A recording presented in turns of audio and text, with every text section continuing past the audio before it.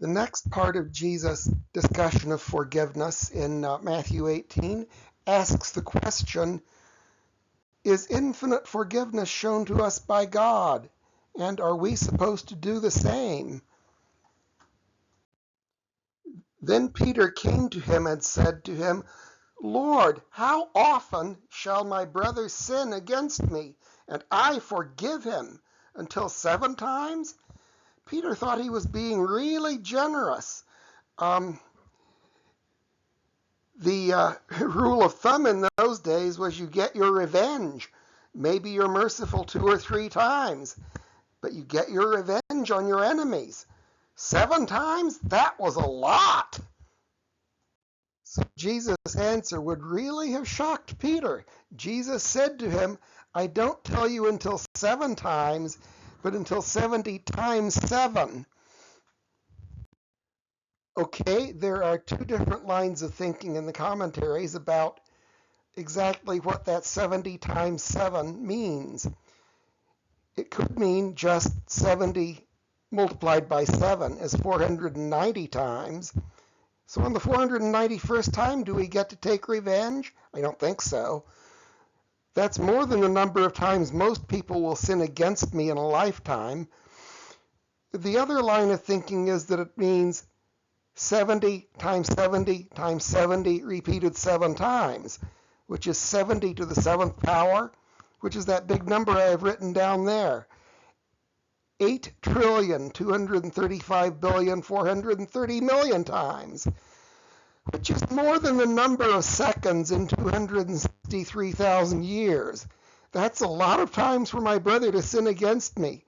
And what's even more important, it was a lot farther than you could count in Roman numerals.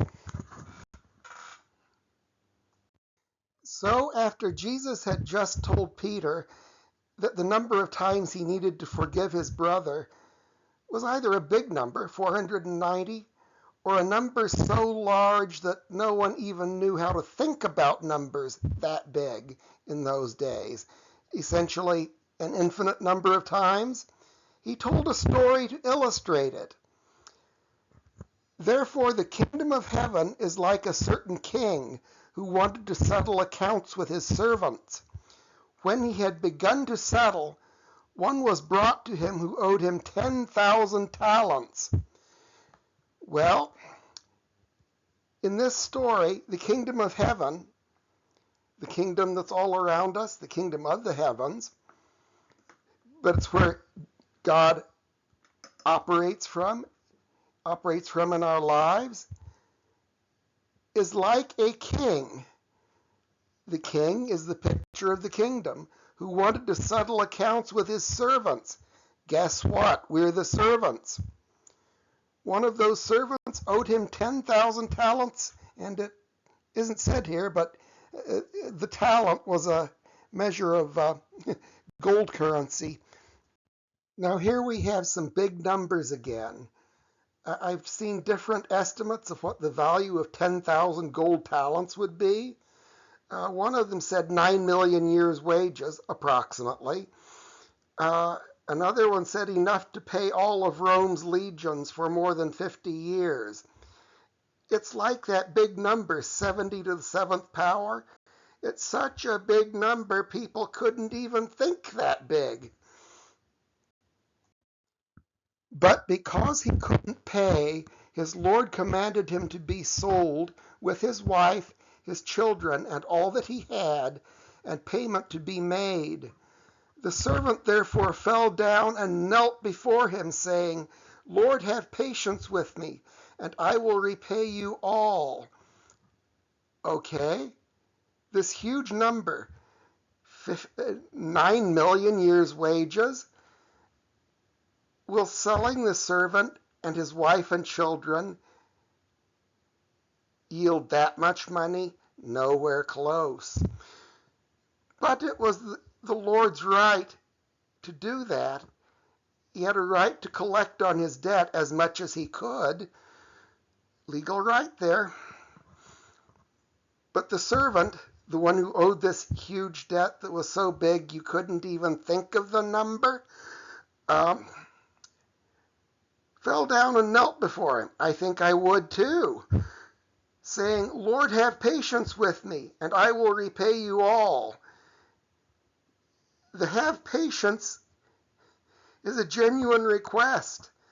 The I will repay you all is very wishful thinking. There was no way this servant was ever going to be able to pay 9 million years' wages. Not in one lifetime or 10,000. The Lord of that servant, being moved with compassion, released him and forgave him the debt. Well, this is unexpected. The Lord, the picture of this king, the picture of the kingdom. And the king over the kingdom? God. When the servant begged for mercy, he wasn't hearing the I will repay all. He was hearing the plea for mercy, and he was moved with compassion. He really felt for the guy. And he released him from his imprisonment, released him from the debt, and forgave the debt. You know what? Forgiving a debt had the same effect then that it has now. Once the debt is forgiven, it's gone. You can't bring it back out again. But that servant went out and found one of his fellow servants who owed him 100 denarii. And he grabbed him and took him by the throat, saying, Pay me what you owe. Well, this servant did not do for his fellow servant what his Lord had done for him. This other servant owed him quite a bit of money really, but not near what he owed the Lord. And instead of having mercy, he grabbed him by the throat, got really aggressive, choking him, saying, Pay me what you owe me. More numbers. 100 denarii was equal to about 100 days' wages, or a little over 3 months' wages for a normal worker, which is a substantial debt. That was a lot of money, not trivial at all. It's a picture of the injury from a fairly serious sin. It's not a little thing, but it was a debt the second servant could likely have repaid if given a few years to do it. All the second servant needed was mercy and some more time.